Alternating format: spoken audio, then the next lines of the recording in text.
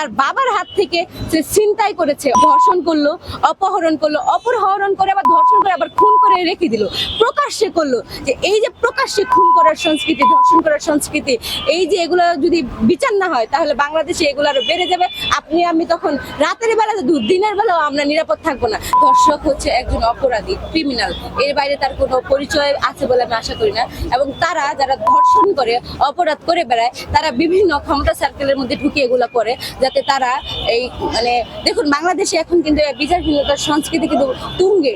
শহীদ শরীফ ওসমান হাদি ভাইকে যে হত্যা করা হলো, এখন পর্যন্ত সেটার কিন্তু মানে রাষ্ট্র কিন্তু অপরাধের বিচারের মুখোমুখি করে নাই। এবং আপনারা দেখুন, যদি আমেনার ঘটনা দেখেন, আমেনাকে যে প্রায় 15 দিন আগে ধর্ষণ করলো নুরা সহ 5-6 জন যেই বখাটে ছেলেরা, তো তারপরে কিন্তু ইউপি মেম্বার এবং বিএনপির যে ইউনিয়ন সহ সভাপতি আছে তারা কিন্তু এটার বিচার করলো। কিভাবে বিচার করলো? প্রহসনের বিচার। প্রহসনটা কেমন?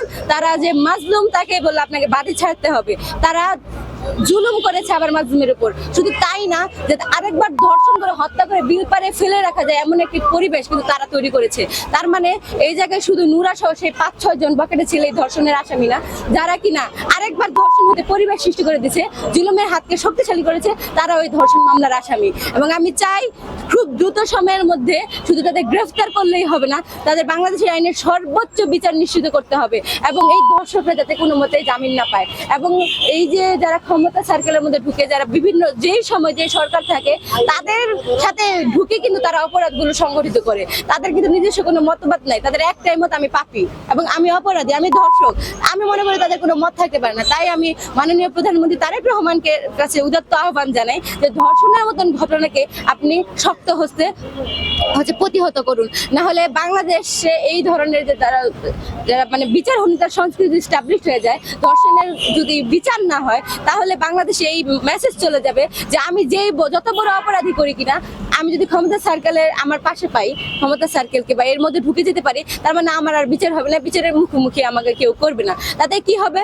বাংলাদেশ অস্থিতিশীল হবে, বাংলাদেশের যে নিরাপত্তা নানাভাবে ভায়োলেট হবে। এবং কাল আপনি আমি এবং যে কাউকে কিন্তু আপনার আমার ঘরে ঢুকে বা আপনার মা বোনকে কিন্তু যে কেউ ধর্ষণ করতে পারে এবং আপনি তখন দাঁড়ে দাঁড়িয়ে ঘুরেও কোনো বিচার পাবেন না, বরং আপনাকে বলতে হবে আপনি বাড়ি ছেড়ে দেন।